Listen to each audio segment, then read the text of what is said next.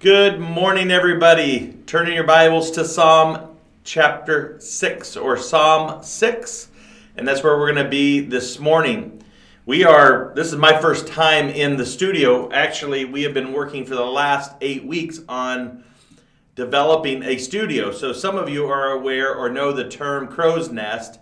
There is a crow's nest at Columbus Road. It's in the back of the auditorium. You go up a small flight of steps right beside the nursery, and that was a former sound room, and it was a Sunday school class actually back when I was in high school. And so I've known about the crow's nest for years and years, and now we have turned it into a studio. And so you're seeing the background, and we've got lighting and cameras and carpeted walls, and so it's kind of a neat little place.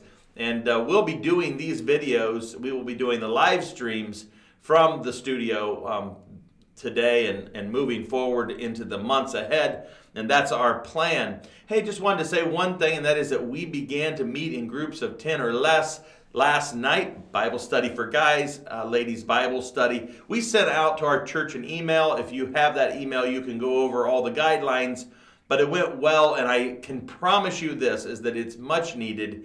And it's time for us to get back into routine. It's been 9 weeks, and my fear is that people will be out of the routines of life as they move forward. And so dive into the priorities and the things that mean the most. We talked about Psalm 6 this morning, so I'm going to read it, and then we're going to dive in for a few minutes. It says, O Lord, do not rebuke me in your anger, nor chasten me in your wrath. Be gracious to me, O Lord, for I am pining away. Heal me, O Lord, for my bones are dismayed, and my soul is greatly dismayed.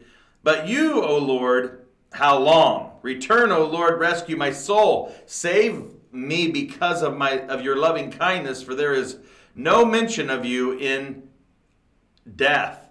Sheol, who will give you thanks?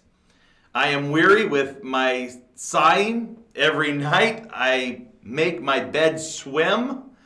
I dissolve my couch with tears. My eyes have wasted away with grief. It has become old because of all my adversaries. Depart from me, all you who do iniquity. For the Lord has heard the voice of my weeping. The Lord has heard my supplication. The Lord receives my prayer. All my enemies will be ashamed and greatly dismayed. They shall turn back, and they will suddenly be ashamed. I selected this psalm for 2 reasons, one of which is that I'm going through psalm by psalm, but this particular one really plays very well on days like today where it's raining, there is no sun, it's a little bit windy, and we are 9 weeks into this, and people I'm hearing are saying enough is enough, and I'm ready, and God, would you please? Well, one of the things that has come across my mind in the last couple of days is how little people have prayed through this situation or spoke about praying. It's more in terms of God, it's a lament, God fix this for us, but truly spending time talking to God about COVID-19 and some of the emotions and some of the thoughts that we have, some of the circumstances we're in. Let me challenge you through this psalm this morning is to pray. If you're feeling down, if you're feeling upset, if there are thoughts that you have or ways that you think are unfair or unjust, have you brought them to God, or you spend most of your time speaking to your friends about it? I don't generally use the Message, which is a version, it's actually a paraphrase of the Bible, but I'm going to read a paraphrase of Psalm 6 this morning because I think it does emphasize some things in a way that you might identify with. Please, God, no more yelling, no more trips to the woodshed. Treat me nice for a change. I am starved for affection. Can't you see I'm black and blue? Beat up badly in bone and soul. God, how long will it take for you to let up? And a lot of times what happens is we start to turn the blame on God when things are happening and they shouldn't be happening that way. Break in, God, and break up this fight. If you love me at all, get me out of here. I'm no good to you dead, am I? I can't sing in your choir if I'm buried in some tomb. I'm tired of all this, so tired. My bed has been floating 40 days and 40 nights. On the flood of my tears, my mattress is soaked, soggy with tears. The sockets of my eyes are black holes. Nearly blind, I squint and grope. Get out of here, you devil's crew. At last, God has heard my sobs. My requests have all been granted. My prayers are answered. Cowards, my enemies disappear. Disgraced, they turn tail and run. So you can even hear in this psalm as I read it that there are some movements. There are some progressions. And so the first 5 verses, what we see is something that you could identify with, and that is when you're not feeling well. So let's just say that you have the cold, or you have something going on in your body, and there are some choices that you can select. And a lot of times what happens is that we end up calling a family member or a friend. We reach out to somebody and say, I don't feel well. And sometimes we go online and we search it. We do some self-diagnosing. Well, that's what we see actually in verses 1 through 5, is that David is self-diagnosing. He's talking about how bad he's got it, and just the condition that he finds himself in, and God, where are you? Well, the option actually for us is not what he does in the beginning, but rather to call the doctor. And so David ends up calling the doctor and petitioning God for what situation he's in. And let me just say this briefly. It is a devotional, but I hear a lot of people talk, and I don't see a lot of people coming together or going to the throne simply to pray about the circumstances we're in. The mayor was online with us yesterday. We called him, and one of the things that he did is he asked us as a church to pray for our governor, that his heart would be softened, that he would respond to some of the requests that local officials have sent to him, not just here, but around the state. And so one of the things that you can do today, if you're anxious about something, let's just say that you've lost your job or your plans have changed. Well, it's one or the other for most of us. Our plans have changed, or we've lost something that we thought we were going to do, or we've lost income, or our job situations have changed. Have you went to the Lord and simply said, God, I know that you've directed my path in life. I know that you have me in this place and in this space at this time, and it's part of your plan. What would you have me do? And God, could you come before and reveal yourself? Give me direction. Show me what you need to show me. And I'm thinking of something in particular, in the fact that one of my daughters has really had a tremendous change of plans. In fact, all of her plans for the next year are entirely, 100% different than 2 months ago. Can you imagine? In fact, some of you go, yeah, Bob, I can imagine. That 100% of what you thought you were going to be doing, the attention that you were going to place on a project or a relationship, whatever, was going to be entirely gone in just a matter of moments for the next year. Well, that's where she finds herself. And so now she's going to do what? She's going to have to pivot. She's going to have to seek the Lord as to what he will do and provide for her. And what we're finding is that God is providing.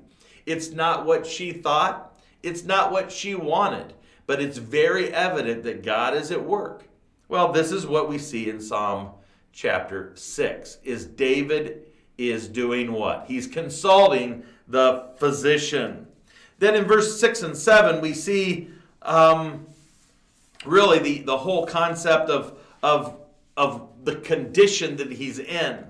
He's tired. He's so very, very tired. And so he's not sleeping at night. And I've heard people that are a part of COVID-19 that say, I just cannot sleep.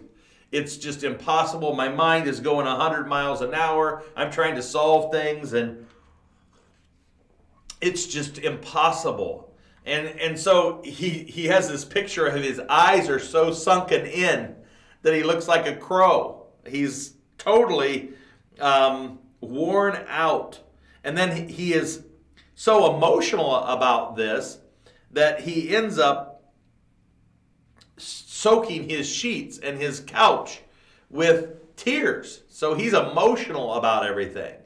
And so he's upset, he's mentally distressed, he's emotionally a mess. And spiritually, he turns to God.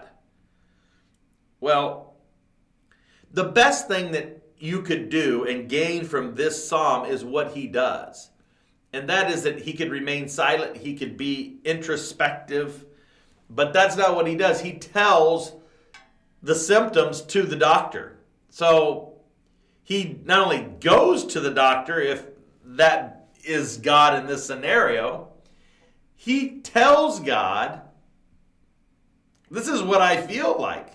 This is how I'm experiencing this. And so he doesn't do the normal thing, which is self-medicate or tell friends. He goes to the doctor and tells of the symptoms. And that's a pretty cool thing, because it's a great picture for us in how we go about after 9 weeks interfacing with this. I'm sure that some of you are frustrated because maybe you're older and so there's limitations on your involvement. Well, you know, the thing to do is to tell God, God, this is my situation and I'm frustrated, or I need, and you know what? God will go before you. And what is neat is that we have this format. And so that's part of this, is to be able to share every morning and just express to God where we're at. Well, there's one last thing, and that is this. You have a choice, and David had a choice. We can take the medicine, or we can what? Listen to the doctor. And so as this psalm moves to its very end, we see in verses 8 through 10 that he somehow, some way, changes his perspective about the prognosis. And so as he looks at his enemies, and we don't know who they are, his attitude, his mindset toward them changes, as if he takes the medicine that God gave to him, which I believe was that God confirmed and affirmed to David that he was not only near, but he was going to step in, he was going to intervene in this situation. See, a lot of times, and I've heard this from an old pastor friend, is that Satan is 10% substance and 90% bluff. And I think that even when we think about the world system, the media, all the things you hear, so much of it is a device of the evil one that provokes fear and anxiety and care and gets people all worked up. And in reality, very little of it is actually substantive. I remember a few things that I've been through in my life. I've been through 9/11. I've been through the Iraq War. I've been through 2009 and the crash of the market. And I remember those times, and people would portray things that weren't ever really going to take place. But you would have thought on 9/11 that the world was going to come to an end.